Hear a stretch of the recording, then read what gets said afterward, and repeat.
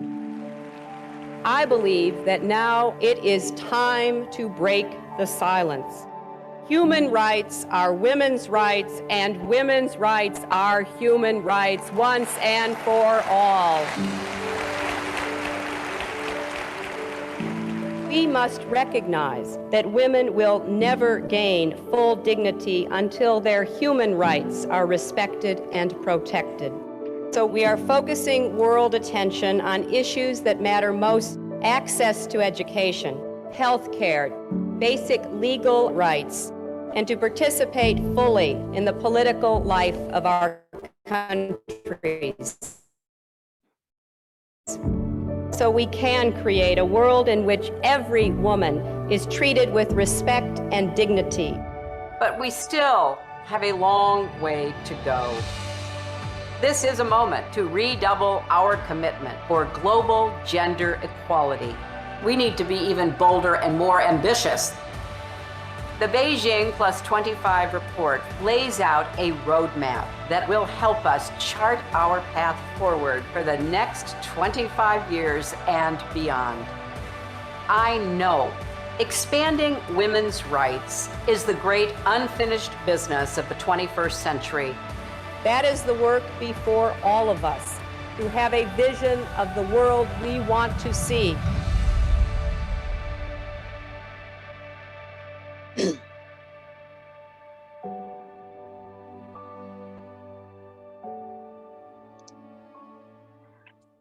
Hello, and welcome to this virtual event. Where are the women? Advancing women's leadership in politics and peace building. I'm Milan Verveer, and I direct the Georgetown Institute for Women, Peace, and Security. This is our fourth program in our 5-part series, The Way Forward, Accelerating Progress for Women and Girls.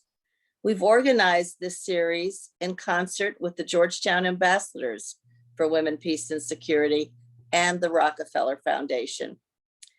The series is based on the groundbreaking report that we've just heard about and that we developed and published to mark the 25th anniversary of the UN's Fourth World Conference on Women. We did that in collaboration with the Rockefeller Foundation, as well as the participation of 25 global women leaders. The Beijing Plus 25 report is available on our website, and the link was just posted in your chat box. It charts a path forward to overcome some of the toughest remaining barriers to gender equality. Today's topic, advancing women's meaningful political participation, is at the heart of the Beijing platform. Women hold the highest positions of power as heads of state or government in only 16 countries. Women comprise half the population, yet hold fewer than a quarter of the positions in national parliaments. The percentage of women stands today at 24.3%. Women are missing at the negotiating tables where conflicts are to be resolved.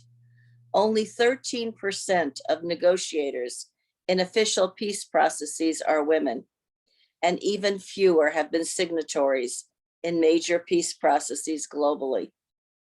More often than not, decisions that affect women and their families are being made without their having a voice in those decisions that will affect them. When women are discriminated against in the political sphere, their experiences, talents, and perspectives are shut out of political decisions. Women continue to face enormous challenges in accessing political power because of a history of marginalization, harmful stereotypes, condescension, and negative attitudes. Unfortunately, that is still a reality in this 21st century. Political parties continue to be the gatekeepers in a manner that is more exclusionary than inclusive. So today we will learn from our extraordinary participants about overcoming barriers to women's political leadership in politics and peace building. But first, a few logistical notes. We are welcoming over 800 attendees from over 100 countries, and we'll be joined by countless more as this is live streamed on Facebook. We've already received many pre-submitted questions from our audience, but you can continue to submit questions during the discussion using the Q&A feature on your screen. We ask that you just give us your name, affiliation, and tell us to whom your question is being directed. I'm now pleased to turn to Sarah Bantu Hohenstein, one of our Georgetown ambassadors for Women, Peace, and Security. She's coming to us today from London. Welcome, Sarah. Thank you, Milan, and thank you all for joining us today. It is a pleasure and a privilege for the Georgetown Ambassadors for Women, Peace, and Security to support the crucial work that the Georgetown Institute for Women, Peace, and Security does, advancing the rights of women everywhere. We're a global community of women leaders from diverse fields, sectors, different interests, but we are united in our mission to promote women and girls empowerment. We all know that women's rights are an ethical issue, but we also know on a practical basis, we will not have sustainable peace, we will not have reliable security, and we certainly won't have justice or fairness if 50% of the population is marginalized. So the Georgetown Ambassadors are delighted to collaborate in this series, which encourages and hopefully expands the number of change makers out there, while providing hopefully tangible ways for each of us, whomever, wherever, however, to be part of the solution. So thank you all for joining your voices with ours. It is terrific to know that when Milan asks that question, where are the women? We can say, at least today, over 1,000 of us probably are right here, right now. So thank you all. Thank you so much, Sarah, and to all of your fellow ambassadors who do such exceptional work. Thank you to them as well. I'm now turning to my Institute colleague, Dr. Jenny Klugman, who leads our research portfolio and is the lead author of the report on which this series is based. Jenny, please give us a brief overview of the report content that we are going to be covering in our discussion today.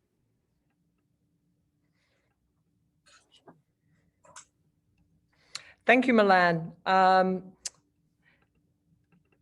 Good morning, everyone, and welcome. I'm so glad to be able to briefly set the stage for today. And I'll spend the next 5 minutes sharing some highlights from our Beijing Plus 25 report, which has already been shared with you in the chat.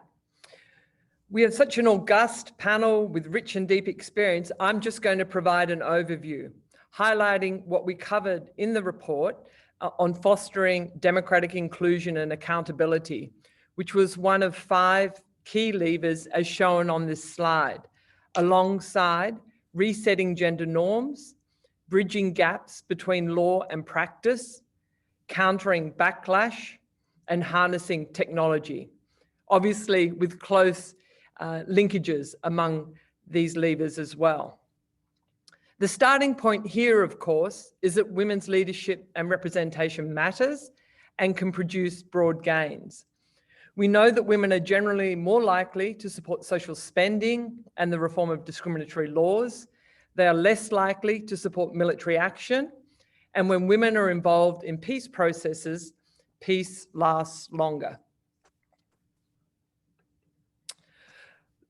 So what's been happening? The good news is that worldwide, and the focus here is on representation in national parliaments, women's representation has been increasing, as this graph shows over the last 25 years or so. But you can also see the upper value here is only around 30%. These are regional averages, that the trend is way too slow.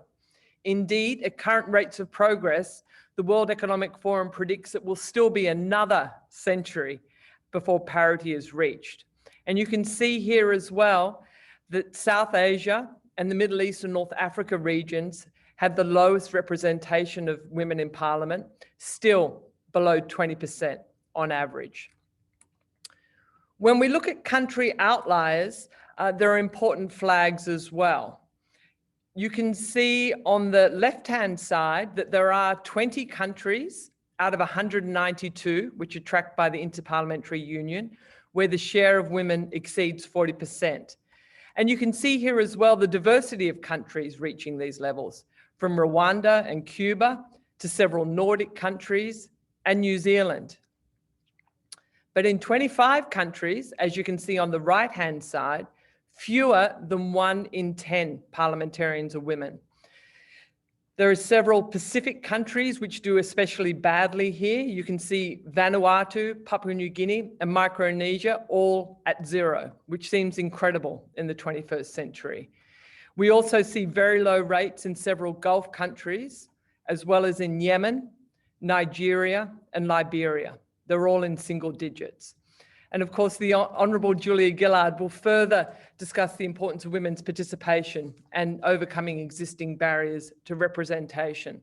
What I'll do briefly now is highlight some good news from the report, because we did find a range of promising pathways that do seem to work to advance women's representation and leadership. And I'll just focus here on 2 broad topics: changing attitudes and collective action. Firstly, around changing attitudes about leadership. Here, we underline that actually seeing women in positions of power and authority can change attitudes about their leadership. That is, they demonstrate what's possible and they help to normalize such roles. And evidence from a range of settings has shown how role models can pave the way for future generations. We found that quotas can help jumpstart such changes. Otherwise, as we saw from the graphs, there's typically not much momentum for change. There have been rigorous studies of the impacts of India's panchayat quotas, for example, from the early 1990s. And there are a whole range of positive knock-on effects, from improving girls' school completion and aspirations to women's active participation in meetings. Another quota example that's been rigorously studied is Afghanistan's community development councils, which open possibilities for women's mobility and, again, increases in girls' school attendance. However, there are also lots of ways that quotas can be subverted. As Sandra Papera from the National Democratic Institute told my SICE class last week, the patriarchy is brilliant at reinventing itself. And I'm sure that Julia will speak to this as well. Just on collective action, we did want to underline this as an important way forward. It's a recurring theme throughout this series of sessions and in the Beijing report overall. The importance of women's groups and local collective activity is often a route for women to get into politics. They can also provide support and platforms for women to become engaged. If you have a chance to look at the report, you'll see examples from Colombia, which helped build public support for the peace during the negotiations and led to important gains in terms of land rights for Indigenous women and reparations. There's also an important role for groups in terms of mentorship and skill building, and we'll be hearing about that from Tunisia, from Ikram Ben Sayed. So let me stop here and turn back to Milan to introduce the panel. Thank you very much, and looking forward to diving into these more deeply. Thank you. Thank you so much, Jenny. And now it is my great pleasure to welcome the already mentioned Julia Gillard, the former Prime Minister of Australia. Julia has had a trailblazing political career as the first, and to date only woman, to hold the positions of Deputy Prime Minister, and leader of a major political party in Australia. She is the chair of the Global Institute for Women's Leadership at King's College in London, which brings together rigorous research, practice, and advocacy to break down barriers to women's leadership while challenging ideas of what leadership should look like. She is the co-author with Ngozi Okonjo-Iweala, the new head of the World Trade Organization, of the must-read book, and it is a wonderful read, which I recommend to everybody, recently released, called Women and Leadership: Real Lives and Real Lessons. Julia was an integral contributor to the Beijing Plus 25 report, providing invaluable insights on what works to advance women's leadership. And we're so looking forward to what she will tell us today. It's great to see you, Julia. And we know that you've reached the highest office in your country, but you also know how tough it is for women in politics. From your own experience, as well as some of the great female political leaders who you interviewed for your book. So I'm sure we'll learn much from you today, and we thank you so much for being with us. Milan, thank you for that very kind introduction, very generous introduction, and it's always a great delight to join you. And thank you, to Jenny, to the team for the Beijing Plus 25 report. I think it's a very important milestone, stock taking where we are, but how much more we've got to do. What I want to do in these few words is count through, I think, the major barriers that we need to address if we are to make a profound difference to the number of women who come through for leadership generally and political leadership in particular. And across my lifetime, and certainly in looking at the research for the book and interviewing other women leaders, in my mind, these most easily break out if we think about them as structural barriers and then stereotyping barriers. Inevitably, there's a bit of cross and flow between those two categories, but if I can use that analysis, I think it helps. Before I get into that analysis, I did want to say two foundational things. One, there is no evidence from neuroscience or any other field that men and women's brains are somehow wired differently and somehow one gender is better adapted to leadership than another gender. That's simply not true. What we see in terms of outcomes for women leaders is the product of our cultures and socialisation, not anything inherent. And second, what we know from the research as well is that any barrier that is placed in our way because of gender is exacerbated if an individual faces other barriers of discrimination. For example, discrimination on the grounds of race or gender identity or sexuality, physical ability, and the list goes on. But in these remarks, I'm going to be centrally looking at gender. So turning firstly to the structural barriers, what are they? Well, I think we all know that the institutions of power, the institutions of politics have historically been male institutions, and consequently they are structures designed by men and power networks originally developed by men. So in order to break into politics, many women would simply not be in those structures, not thought of as the candidate who's got skills and ability and who should be thought of next. That is why I think targets, affirmative action programs, well designed, can be powerful, because you need to administer some change, some disruptive change to those networks to get them thinking about women. And I know from my own country in Australia, my side of politics adopted targets as long ago as the early 1990s. And as a result, the Labor team in the national parliament and our state parliaments tends to be around 50-50, half men, half women.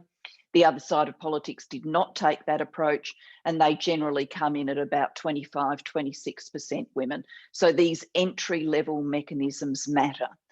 But in addition, when women get into parliament, get to the first rung of the power structure, what happens next matters. And structures have been maladapted for the rhythms of women's lives, including childbearing and domestic duties.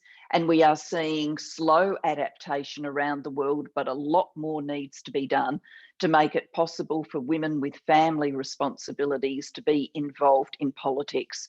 Once again, to take an example from Australia, during the time that I was in Parliament, what used to be the non-members bar where people would go and drink was converted into a childcare centre. So women who had childcaring responsibilities had somewhere to access occasional care. And as you would imagine, the general standard of behaviour went up as a result of the conversion to a childcare centre. Then beyond those structural barriers, there are the way in which networks continue to interplay as people seek to go higher and higher in politics. Who is going to get the next cabinet position? Who is going to become the leader? I'm not aware of any successful model for disrupting those power structures in the way that I think targets do at the entry level. But I think that that is something for us to think about, whether there ought to be targets too at these more senior levels of politics. And then the joining point, I think, between these structural barriers and the stereotyping barriers is the way in which women leaders are portrayed in the media, how women's leadership is received. And if we turn then to the stereotyping barriers, we know from the research that all of us, irrespective of our age, irrespective of how long we've been at this task of thinking about gender equality, we all of us have whispering in the back of our brains sexist stereotypes about leadership. If we were all honest and said, well, if I closed my eyes and asked was to generically imagine a politician, I'm more likely to see a man in a suit, and in democracies like Australia, more likely to see a white man in a suit than any other image in my mind's eye. Even if we manage to shed that, we are left with stereotypes that still whisper to us. So the research shows very clearly, for example, that if a man is authoritative, commanding, powerful, clearly a leader, people will easily assume that he is probably quite likable. If a woman demonstrates those kind of leadership traits, people will think she isn't showing the kind of traits that they associate with women. She's not being kind, she's not being nurturing, she's not being empathetic, so she is probably quite unlikable. And this plays out against women in real time. People would recall, for example, in Secretary Clinton's campaign for the White House, one of the early criticisms of her was that she was not very likable. The first criticism that President Trump issued of Vice President Harris was that she was a nasty woman, playing with these stereotypes that you can't be a leader and also be the kind of person that people would warm to. The media then, because it is affected by these stereotypes, replays them back into the electorate in a way that can be very damaging for women. And so if a man sheds a tear because he's moved by something, he might be seen as compassionate. A woman would be seen as not coping.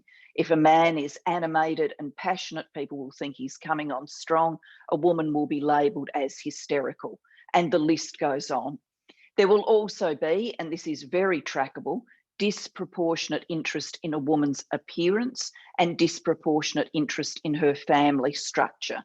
This boils down for female candidates to who's minding the kids, if you do have children, and why don't you have children? How can you understand ordinary family life if you don't have any? And certainly as a woman without children, that was said very frequently to me.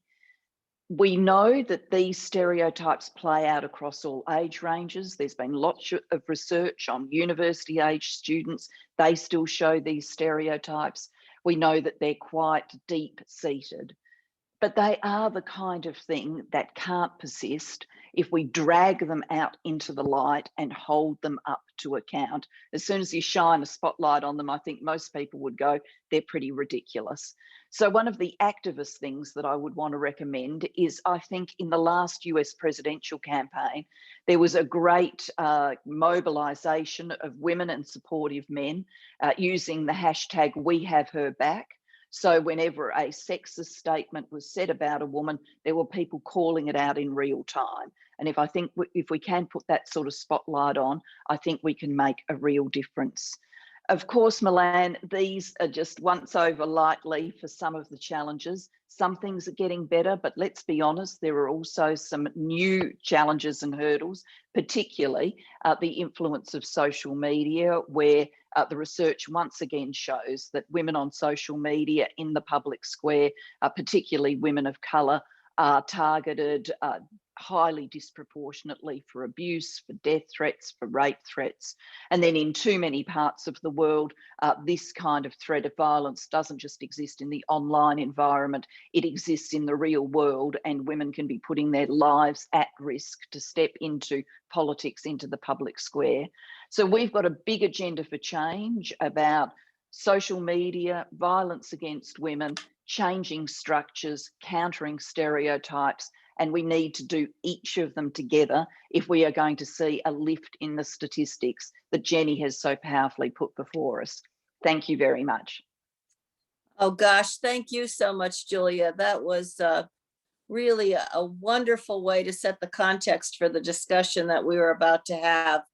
Very rich, very explicit about the double standard that women are up against, and really so much material to reflect on. So thank you so much for getting us off to a good start today. I'm now going to turn to our panel of experts as we tackle, as Julia called it, that very big agenda that is still before us. First, we're going to go to Ikram Ben Said, a Tunisian feminist, women's rights activist, and founder of Aswat Nisa, a leading NGO working on women's political participation, and one that is also advocating for gender-sensitive public policies. She founded her NGO when the Tunisian Revolution broke out in 2011 at the start of the Arab Spring. Her vision was to cut across Tunisia's political party lines and unite women seeking equal political participation. She's also serving as a regional technical manager at Save the Children's Middle East and Eastern Europe Regional Office, working to strengthen civil society and promote youth civic participation, which is also so critically important today. Ikram was a key contributor to our Beijing Plus 25 report and a gender equality leader. Ikram, welcome. We're so happy to have you with us today as well. You have been just tireless in advocating to advance women's political participation. You've been working to build a pipeline of women candidates to increase their representation in elective office, and certainly encouraging women to vote, the most fundamental political participation. So tell us a little bit more about your NGO and how you've been facilitating women's political participation, overcoming barriers like those that Julia set out before us, and some of the specific programs perhaps that have made a difference. What's been working from your experience? Thank you very much, Ambassador. It's always a pleasure to be with you in this very important conversation around women political participation. When we built Aswat Nisa, our idea was that we as a feminist, we need to support women. So once they are in a position of power, they will support us through advancing and voting for women, gender sensitive public policies. So we adopted, now we have been 10 years. This April, we just celebrated our 10th anniversary, and we have been adopting several strategies. So we remained really very flexible and very creative because the political context is very changing in Tunisia. So also we had to adapt several strategies. And I will share with you a few strategies that we adopted in encouraging more women, but also I want to share with you some of the challenges that we faced. Well, first, one of the strategy was inclusion. And I really want to pause here because at that time, and still now, my country was facing extreme polarization between secular and Islamist, liberal and conservative. And for that extreme polarization, we really needed to be extremely brave and to take some tough decision. And one of the toughest decisions is really to decide to open our doors to all political parties. Of course, we have been criticized by other secular organizations, mainly because we choose also to work with Islamist women. But for us at that time, it was very important that we are inclusive because we were building our democracy, and we wanted all women, all voices to be represented in the parliament and in the political sphere. So this is why we engaged with everyone, but also for the sake, one of the reasons that we engaged with the Islamist Party, because they were the winning party. And for us, if we are also very serious about channeling our demands and achieving systemic change, we need to engage with that power. Of course, our tactics of engagement has changed over the 10 years, but we remain engaging through parliaments and through municipalities with them. And we always say that we are an independent organization completely from all political parties, but we are not neutral. Our agenda is very clear. We are here to fight gender-based oppression and to advocate for gender justice. And it was very important for us to reach out to all political parties and all ideologies in our attempt to influence them. A second strategy that we adopted is exposure. By exposing women politicians who was preparing for themselves to run for office to the different realities of Tunisian women, and mainly the most marginalized, very far from moral judgment. So we facilitated debates between them and civil society leaders on several topics related to gender. We organized visits to women's shelters. We organized conversation with feminist organizations. And we witnessed that some women politicians, they were a bit disconnected from the realities of women, especially when it comes to gender-based violence, inheritance law, and single mothers issues in our country. And the third strategy also that we adopted, it was solidarity. So by gathering women from all political parties and creating that safe space for sharing and also for humanizing the other, allowed women politicians to discover elements of communalities, and especially when it comes to gender issue and gender discrimination inside their political parties. So they discovered whether they are coming from the right, left, or center, they are still all of them operating in a very patriarchal institutions. And that bound them, and that creates kind of connection and friendship that they took with them in the parliament.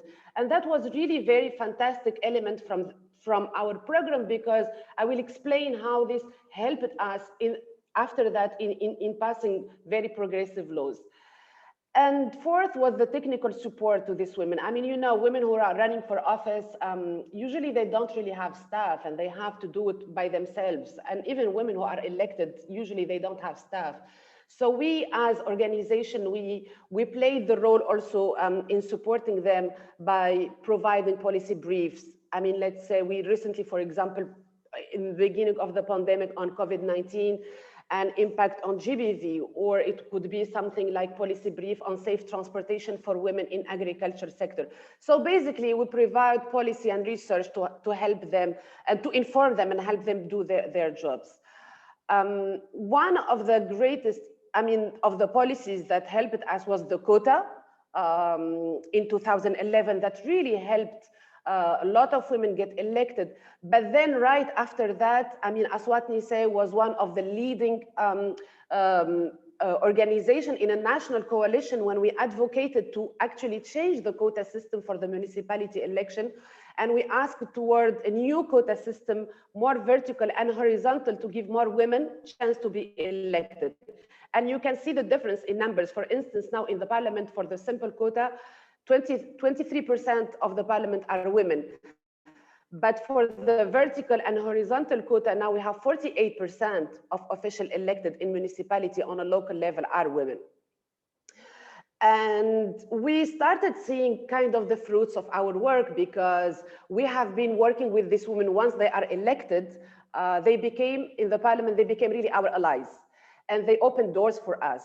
And one of the famous example is the Law 18, which is a gender-sensitive budgeting law. Aswat Nise was very clear and articulate since the beginning that if we are serious about gender equality, yes, we need laws and policies, but also we need money and we need budget.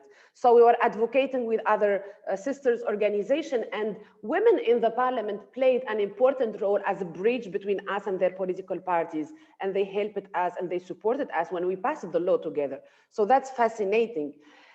And recently, in one of the very conservative area, with the women elected in the municipality helped us name streets on the name of the GBV law, which is La Loi 58. So we have now a new street by the name of the GBV law, and they helped us managing this big public campaign. So these women, they become really our allies, and that's really very important for our work as an organization who want to drive social justice agenda.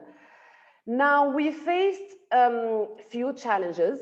I mean, some challenges are related to the political system and the political parties and parliament, but also some of the challenges are related to the women politicians themselves. And I know we as a feminist and women's rights advocate, we usually turn a blind eye about the women's issues in politics because we portray them either as heroes or as victims, but in between there is a lot of nuances. But let me start with the issues related to the institutions. I mean, money was one of the big issue. So most women politicians, they don't have the necessarily social capital and networks to fundraise for their campaign. And usually men who bring the money. So we heard stories from women who really worked tirelessly in their political party, and they were, I mean, their names were to be the head of the list during the election campaign. But then in one night, they just discovered that their political party changed them, and they put completely, not only a man, but also a newcomer, a businessman who was willing to support the campaign financially. Another challenge that also we faced, that there is a big fear from women seeking power or women in power, and that translates into violence. I mean, we witnessed women politicians got really knocked down the moment they start to shine. And because of their outspokenness, their media platforms, and their influence, they were completely sidelined by emasculated men in their political parties. And of course, tactics vary. The stronger the woman is, the more horrible the tactics are. It could be intimidation, orchestrated online harassment, accusation of sexual promiscuity, or like recently, completely, we witnessed literally physical violence in the parliament. Also, most political parties in Tunisia, right, left, and center, they don't recruit, they don't organize, and they don't invest in women. And then when we have the election, they really rush to mobilize women. So we as an organization, we find ourselves working with women who have no political vision, no political ambition, because they were mobilized as wife of, daughter of, sister of. So their loyalty is to their political parties, and it's never to the women's agenda nor to their voters. And that was very, very a challenging problem for us. And then some of the challenges related to the women themselves. I mean, I would say I will name three. First, I think the internalized misogyny that needs a long process of unlearning. I mean, that's the personal journey. We as an organization, we can expose women to different realities, we can have debates, but we cannot do their job. I mean, women really need to work on that internalized misogyny. The second thing is what we call the roving attitude. I mean, women and men were really changing from one political party to another in a short amount of time. So that also created a challenge for us. And third, also we noticed sometimes kind of disconnection to the people's realities, especially in 2012, 2013, women politicians we worked with are coming a bit from upper middle class, a bit disconnected from the realities of women. They don't understand the inequalities in our society and the system of exclusion that have left women outside the society. And for us, starting at that point was also, I mean, like we felt like we needed to put a lot of efforts and energy just to explain the system of exclusion to people who actually live with us in the same society. You gave us a great deal in what you said, Ikram, and I still remember when your new constitution was being written and there was an effort to diminish women's equality in the constitution, how masses of women poured out in your capital and beyond, women from across all political parties to say, no, you're not going to water down women's equality. And I think it was a tribute to the kind of lessons that you have just imparted in what you said. So I think, there is so much here, both in terms of the sense that women have more in common than the differences, the political differences that separate them, and coming together on key issues like that one, the technical support, how important that is, the role of quotas and how you've differentiated horizontally and vertically. And it has been a great news story coming out of Tunisia to see how many women have been elected at the municipal levels. Really very, very impressive.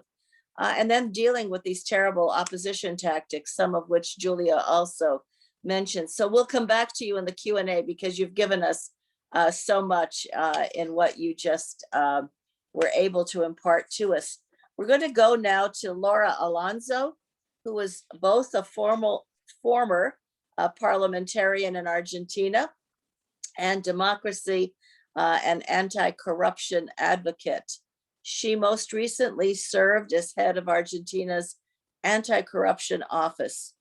In that position, she oversaw the enforcement of the public ethics law in the executive branch, opened investigations against public officials, and supervised legal teams that litigated in those big corruption cases. You can imagine the risks she took in exposing corruption in public officials. This is not an easy task for anybody, let alone a woman who was undertaking this work. She also worked with a number of multilateral organizations, and in 2018 served as the co-chair of the G20's anti-corruption working group. Earlier, she was executive director of Transparency International in Argentina. And like Ikram, she is a generation equality leader and integral contributor to our Beijing Plus 25 report. Laura, it's great to see you. I've also known you for a long time, and you have just been so brave in some of the work that you have undertaken, certainly as head of the anti-corruption office. You tackled some very, very big challenges. And in Parliament, you also led the way on issues of good governance, transparency, and again, anti-corruption, all linked in meaningful ways to the topic we're discussing today, furthering women's political participation. So tell us a little bit about your approach to women's political participation. What were your priorities in Parliament? How did you see the task ahead of you? And how does this whole issue of corruption relate and the need to tackle corruption? Thank you very much, Melan. It's great to see you, and thank you for this invitation and for being part of the Generation Equality and this report. And it's a great pleasure for me to listen to Julia and to my president speaker, Ikram. I have her name written down here. And, I was so reflected in what they say, because in all my life, it's been 25 years, I have worked to strengthen liberal democracy, because I am convinced, and I think that we are all convinced, that open governments and liberal democracies are the systems that make women progress. And when women progress, all society progress. So, Argentina is the first country that had a quota law. And we have had many similar experiences as in Tunisia. So throughout the years, it was the entry point for women in parliaments. However, we have a very presidentialistic system. It's very centered in the executive. So the second stage was not only having women in parliament, who were bringing quota laws and were bringing new discussions into parliamentary life, but also being elected for the executive or being cabinet members in the executive at the federal level, but also at state and local levels. And corruption is an issue that is present all the time in the majority of the political and economic life of our countries. we're not usually the US or the G7 countries. We are developing countries. And when you go, down in human development standards, corruption is worse and worse. And this is affecting women, not only in politics, as the way, when they enter into politics, when they have to raise some money, or when they want to fight for a position in politics or in cabinets, but also as women, as mothers and workers and whatever you do in your life, with public services and infrastructure. So for example, we are seeing in Latin America a lot of corruption scandals around the vaccine. And this is corruption, in destroying the lives of families and women and men and children. So now we are also seeing, and I think that this is an opportunity also what you said before, and Jenny, about local politics. We are seeing a lot of local movements in which women are getting involved, not politicians, not political women, just civic leaders, women civic leaders, moving around the issue of education.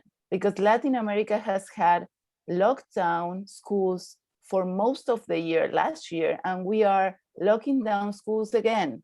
So this is not only affecting the present of women as leaders, as professionals, as mothers, but is also affecting the present and the future of new generations. So again, I want to go back. I think that fighting corruption in all senses, and the broad sense of corruption, in a way is working for strengthening liberal democracy, that we know it's under attack. We have all suffered from misinformation campaigns in the media, stereotyping us as ugly women, awful women doing things wrong. And most of us are more trained by education, but also by soft skills in life to confront and to deal with the complex problems in society. So the problem and the question I have been wondering is, what happens when powerful women attack other women? And this is another serious issue that I want to bring to this fantastic conversation, because the problem is that when women leaders create an authoritarian climate in politics and in democracy, and when women leaders are eroding the basics of democracy, it's not the case of the people here or the people participated in this conversation. But we all know that sometimes women are co-opted or are part of authoritarian movements and populist movements that want to erode liberal democracy. That's why, good governance is important. Gender law, quota laws and gender policies are super important. But the issue is that in our countries, when you watch at governments and you see that there are more women in ministries, there are more women secretaries in my case. However, were we able to change something in history? Are we paving the way to do that? What happens when a woman leader in politics, that is a populist, attacks other women in politics that want real change, not only in politics, but also in real life? And at the end, I also want to speak about a bit, just 1 minute, about the economy. If our economies don't work properly, women are going to face more difficulties in progressing individually and with their families and in their communities. So more and more I am thinking about how we can promote from the very basics from society. We have to make economies work for women. And I have been reading a lot about the US in the 18th and the 19th century, and the progress model and the economy, and how every person, first male, then females, were able to progress, to have their own property, to have their education, to have the vote, to become leaders. So it's a long way to go. Corruption is always there. I think that women have to we fight corruption. We open the opportunity to get better public services and infrastructure for us, a better management of public resources for women to develop. But also we need to fight for, let's call it democracies that look for prosperity and not for money only for a group, you know, just this corporations or small groups in some countries that control governments and businesses, leaving people with no opportunities. And when I say people, I also say women. So this is just, you know, a lot of ideas that I have been working throughout this year after my 10 years in office, before coming from civil society. And it's very hostile for women that are not party women. I'm not a party person. I've been a civil society person coming into politics. I have always tried to unite these two different parts of the aisle. It's been difficult, but still I'm trying to do this in my country, but also globally. So thank you very much. Well, I think you gave us a lot of good points, Laura. I think certainly we know that women are not monolithic in how we think and certainly how we behave in politics. But in those instances where we can come together across those lines, and I've seen it in my own country where we don't have the numbers we should have. It's growing, thankfully, in the Congress. But on certain key issues, the women cross those party lines and come together. Domestic violence, issues having to do with other aspects of equality that wouldn't happen otherwise. So trying to work across these lines, I think, is an ongoing important matter. You mentioned economic, not just economic participation, but the economic well-being of all people, and that being a priority political issue. Because I think so often people give up on politics because they don't see what difference it's made in their own lives.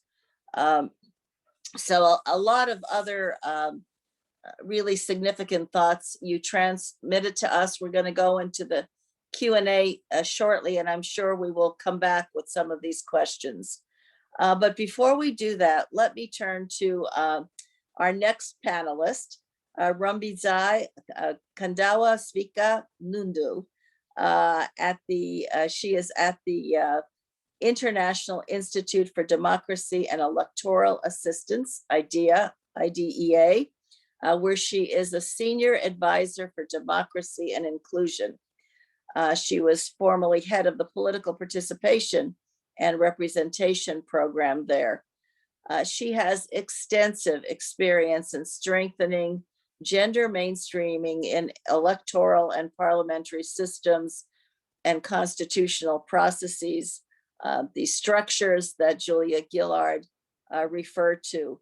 And earlier, she worked for the Southern African Development Community on electoral processes from a gender perspective. So just tremendous experience, Rumbizai, that you bring to us today for this conversation. Welcome to you. I know you're in Namibia, and we're really happy to have you join this. You do have a wealth of experience in working to strengthen democratic processes and institutions with an emphasis on women's effective participation and representation. Give us a sense of some of the strategic approaches for ensuring gender equality in political and electoral processes. What have you seen that's worked? Maybe some specific examples of outcomes that have through these processes that have proved to be beneficial, and particularly to leave us with lessons from your own experience that we can adapt to our experiences in broadening women's political participation and power. Thank you so much, Melanie. I think in terms of strategies, really, I'll build upon what Julia has shared, and also Ikram, the examples that she gave, as well as Laura from Chile and also from Tunisia. The obvious and most clear strategy, though it is also shrouded with some controversy and resistance, it's gender quotas. The reason why I want to emphasize this is we see that clearly in the Beijing Declaration and Platform of Action. There is a provision for affirmative action measures or positive action measures. But before the Beijing Declaration and Platform of Action, we know in the Convention on the Elimination of All Forms of Discrimination Against Women, Article 7, it provides for positive action measures.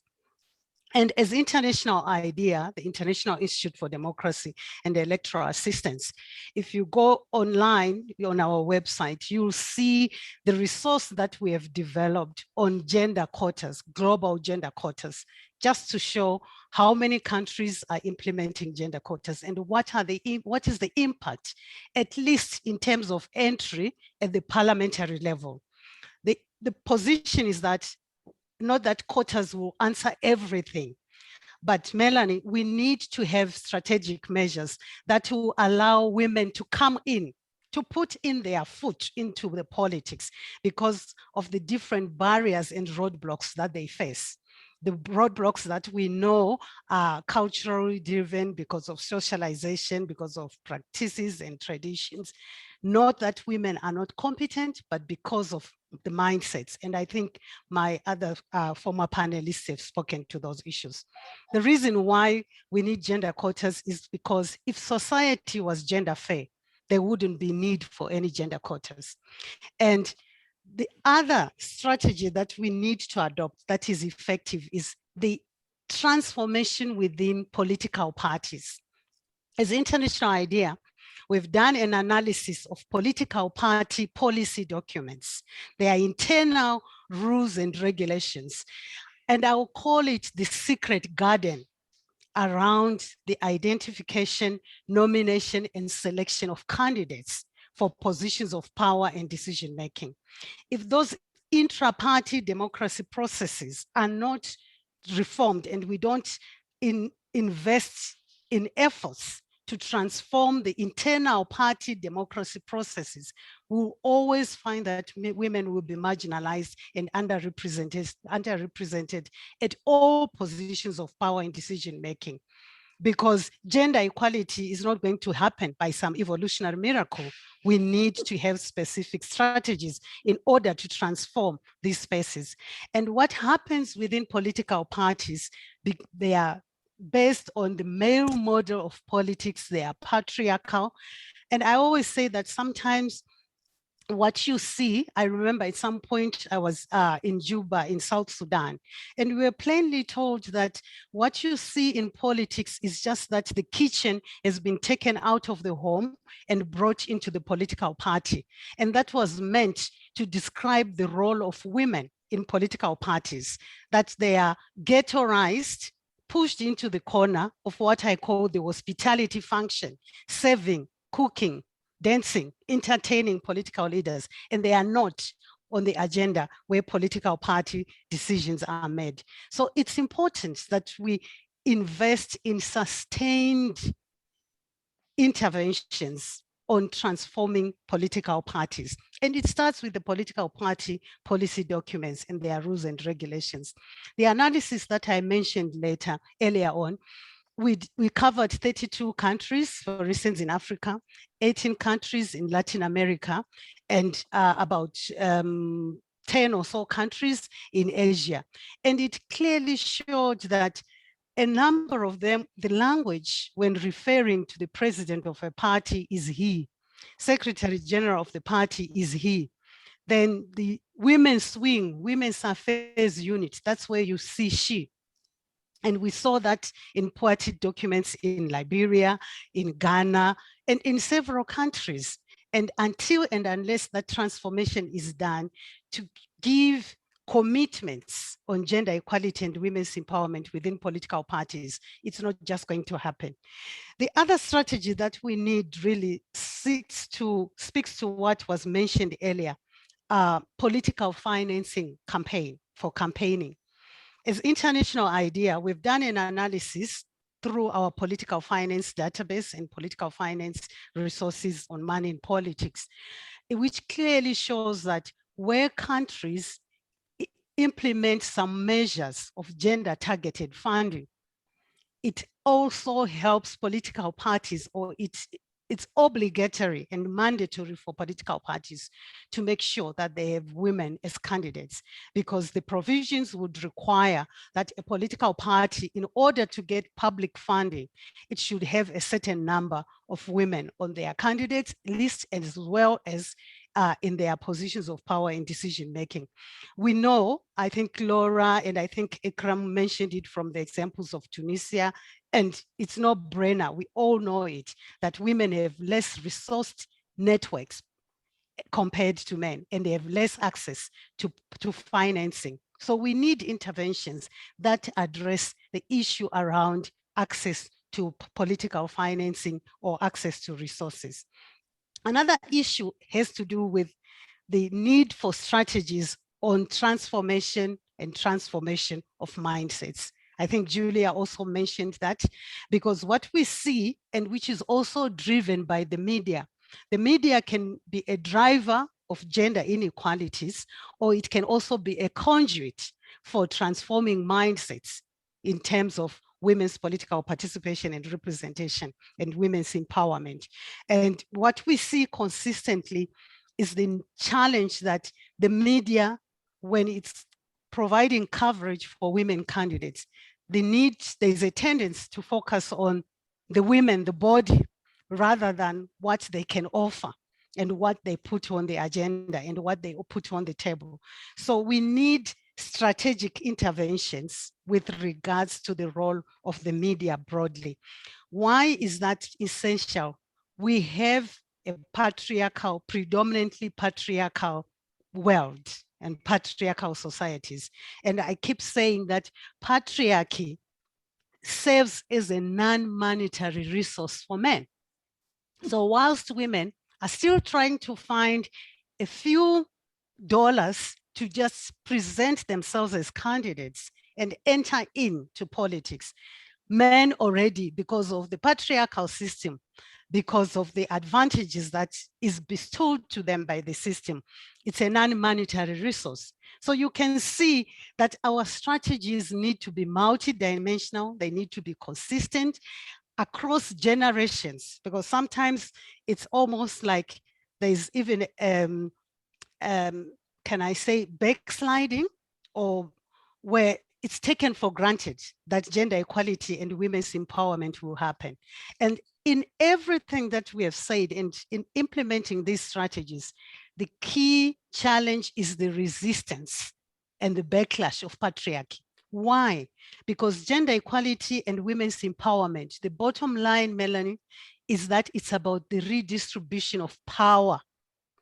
And where are the benevolent men who want to ensure that there is equal redistribution of power? And we need to say it for what it is.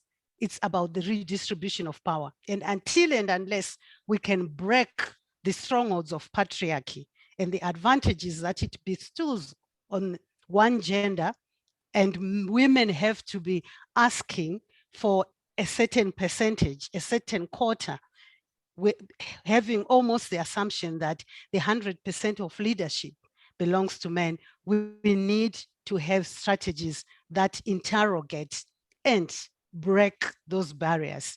And above all else, we must not forget the issue of religious interpretations, which are very central and anchored within culture and the patriarchal system. So broadly, from Africa, Latin America, and the Caribbean, Asia and the Pacific, and some parts of Europe, if there could be consistent implementation of these strategies, starting with gender quotas, though they are controversial, but they are needed.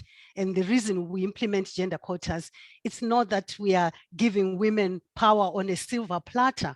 I've heard several politicians argue against quotas, including some women politicians as well, or women leaders, that quotas, it's giving power to women who do not have the merit. But patriarchy assumes that everything that is male has got merit and it's competent, and therefore it works against women. So we need those measures at the different levels. And in order for them to be effective, constitutions, electoral laws, political party laws, electoral systems also have to be reformed in order to align with the objectives of ensuring that there's gender equality and women's empowerment across the world. These are global issues and universal issues. Oh, Rambizai, you have touched on so many critical, fundamental points. I've often felt that women would be doing better in terms of political participation and an elective office for certain, if it weren't about ceding power or viewed as their male counterparts ceding power. There is something about this zero-sum game notion that if you come in, I lose. And it is very much alive. You said so much here in terms of, you know, if societies were gender fair, we wouldn't need quotas. It really puts it in perspective as to why this is essential in many ways. And again, hitting particularly in parliamentary systems, the gateway that the political parties represent, and going at sustained interventions, the resources, the financing, and then to this whole notion of mindsets, how there is an inbred advantage, and really focusing because of that on the media and how to counteract some of that. So so much here. We're going to turn to our question and answers from our audience. We're running out of time, which is why I've tried to rush some of you. But Laura had to leave for another engagement, but hopefully Rambizai and Ikram, you can help us tackle some of the questions that are coming from our audience. So Ali, if you can help us hear what is on the mind of our participants around the globe. Sure. I'm going to group what seems to be the most common question here, which is that many of our viewers include students and aspiring women leaders and politicians from around the world. So they're asking, what's your biggest piece of advice you'd like to share? How do they persist and stay strong amidst all the challenges you've mentioned? And perhaps given our time, you can share any closing thoughts you'd like to share with the audience. So Ikram, let's start with you and then go to Rambizai. About what would be my best advice? If for people, for women who want to get into politics and see it as just an enormous challenge, what are the best steps that they can take? And you've created that pipeline through your organization. So what advice do you have? And then any final closing advice, because we are really close to out of time. Okay, I think for women who want to enter the politics or who want to run for office, I would say solidarity is very, very important. Solidarity and teaming up with other women and being connected to the voters and to the women agenda, that's fantastic. And we have witnessed, for example, in Tunisia, the more the MPs are really willing to support the women, all the feminist organization and other LGBT organization will be really very supportive of them. So we create that kind of solidarity. I help you, you help me. And then I will leave you with one thought. I think I am a big fan of quota, of course, as my colleagues who spoke before me, because it's a matter of equal opportunities. Numbers matter, and we need to keep pushing towards quotas, but also I think we should not continue throwing women in very patriarchal institutions.